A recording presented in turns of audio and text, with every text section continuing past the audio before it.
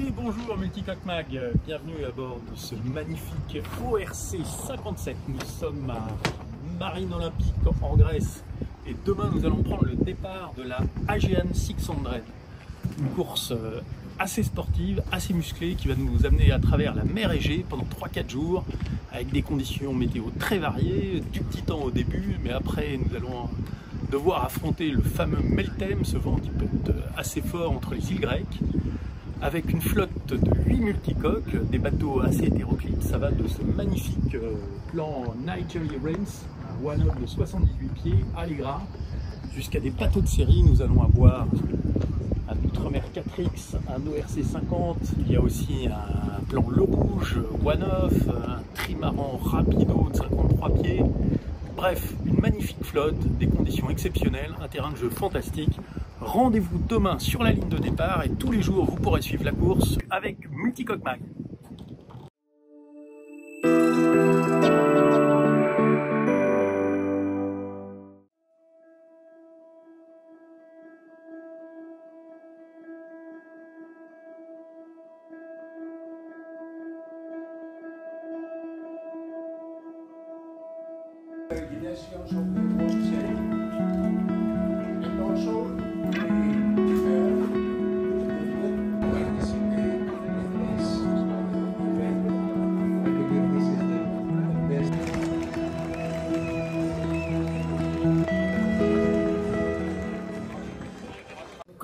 Good morning. So, yes, people call me Soulis. My real name is Athanasios Papadoniou. I'm an IRO, International Race Officer, and I'm involved with the Aegean 600. This is the 5th edition. So, the last 5 years we're trying to upgrade this race, and I think we're on in the correct route. So every year we've got more multi-hull boats. So this year we've got 8 of them, and it's very exciting having them over here in our race. And as I can see from the previous years, they're performing really good.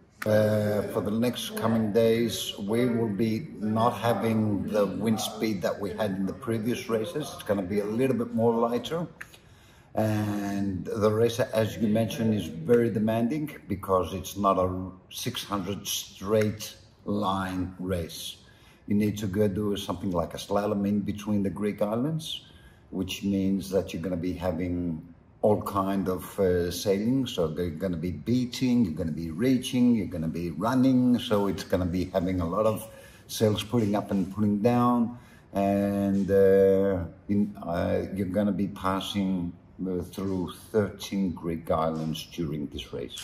Hopefully, in the previous years, in less than 2 days, the first boats were coming to the finishing line. I think that this year, according to the wind predictions that we're having, it's going to be after 2 days the first boat coming to the finish. We'll be waiting for all the boats over there and wishing everybody good luck and to enjoy this race. La veille du départ, certains équipages en profitent pour s'entraîner, enchaîner des manœuvres, voire pour certains découvrir leur multicoque.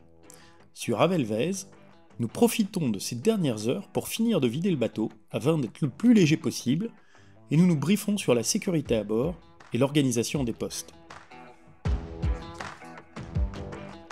Dimanche matin, nous sortons les premiers pour découvrir la zone de départ et enchaîner quelques virements de bord pour s'échauffer un peu. Le terrain de jeu est magnifique, car nous partirons juste en dessous du temple de Poséidon, au Cap Sounion. Ce décor de théâtre et de mythologie, vieux de 2500 ans, est le cadre idéal pour cette bataille navale des temps modernes qui va débuter dans quelques heures.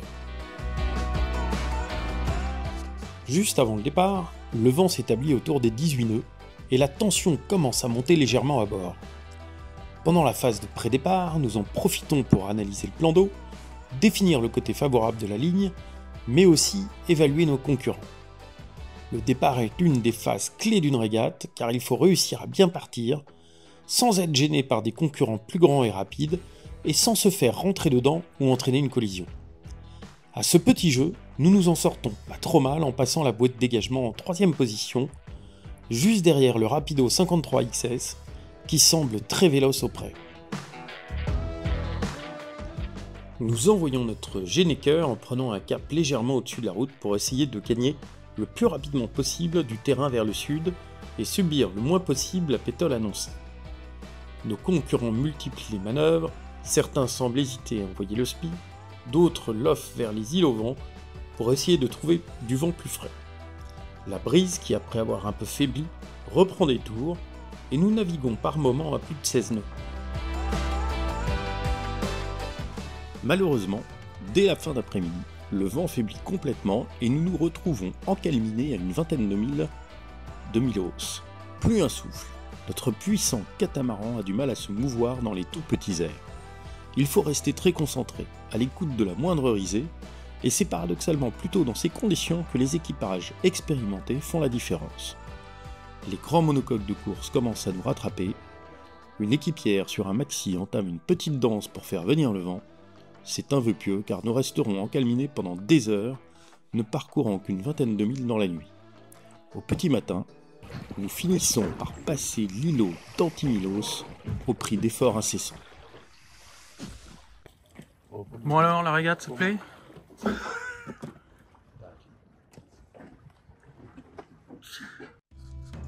En fin de matinée, nous retrouvons un peu d'air et nous faisons route vers le prochain point de passage, l'île de Santorin.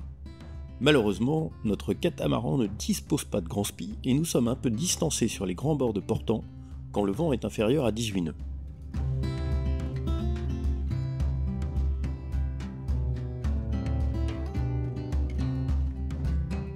Naviguer au coucher du soleil dans la caldeira de Santorin est un souvenir inoubliable. Les falaises ocre rougeoyantes sous les derniers rayons du soleil, contrastées par la multitude de maisons blanches perchées sur les villages de Oya et Fira, est un spectacle d'une beauté saisissante. Le vent faiblit de nouveau très fortement, nous sommes rattrapés par une multitude de monocoques qui sont bien plus véloces que nous dans les petits airs. Il faut rester concentré malgré la beauté du spectacle. Nous entamons dans la nuit une série de virements de bord dans 10 nœuds de vent pour sortir de la caldeira. L'équipage reste bien mobilisé et nous nous en sortons finalement pas trop mal. Ensuite, nous descendons au portant vers les îles de Kassos et Karpathos. Petit matin du 3e jour, nous empannons à 2 pas de la crête. De nouveau, l'absence de grand SPI nous pénalise et nous sommes rattrapés par nos concurrents.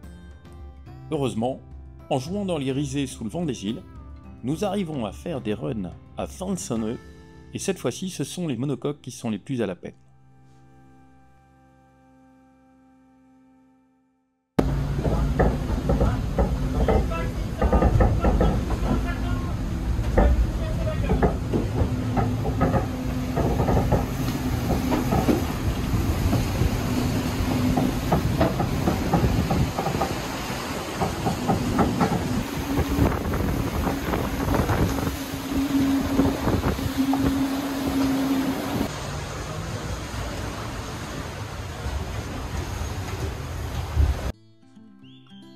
Naviguer à grande vitesse, à des angles de vent un peu engagés pour un multicoque, dans un vent très rafaleux, nécessite que l'équipage reste la main sur les écoutes. Mais le comportement de l'ORC 57 est remarquablement sain. Le soir, nous arrivons enfin sous l'île de Rhodes, après avoir rattrapé la plupart de nos concurrents. Au matin du 4e jour, nous repartons au Précéré pour aller virer le caillou de Candelousia, qui est à une quarantaine de milles dans l'ouest. Avec la côte turque bordée de falaises et les îles grecques baignées par les lumières du petit jour, le spectacle est à nouveau remarquable. Le vent au début assez soutenu finit par mollir dans l'après-midi et nous mettrons beaucoup de temps à atteindre Candelousia, ce petit bout de caillou perdu au milieu de la mer Égée. Nous passons la nuit à négocier le passage du détroit de Kos dans un vent quasiment inexistant. Et devinez quoi ? Au petit matin, nous nous sommes fait rattraper par tous nos petits copains. C'est le 4e nouveau départ depuis le début de cette course, complètement insensé. Heureusement, le vent rentre en milieu de journée quand nous atteignons la mer d'Icare, et cette fois-ci assez fraîchement. Sous 2 ris trinquettes, malgré des conditions difficiles, nous naviguons à vive allure, même si de jeunes estomacs commencent à se rebeller.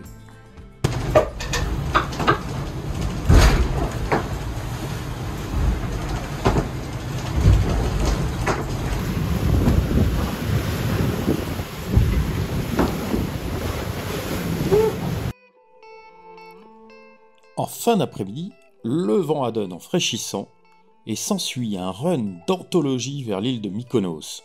Nous fonçons à 20 nœuds dans une mer encore assez formée et de nouveau des lumières magnifiques comme seule la mer Égée peut vous réserver. Il faut profiter de ces conditions pour mettre de la distance à nos poursuivants car la dernière nuit s'annonce encore extrêmement calme. Au petit matin du 5e jour, nous ne sommes plus qu'à une encablure de la ligne d'arrivée quand le vent s'effondre complètement. Et une fois encore, nous sommes rattrapés. Nous finissons par franchir la ligne sur un dernier souffle en 3e position chez les multicoques. L'équipage est heureux du travail accompli et ne rêve que d'une chose, revenir l'année prochaine.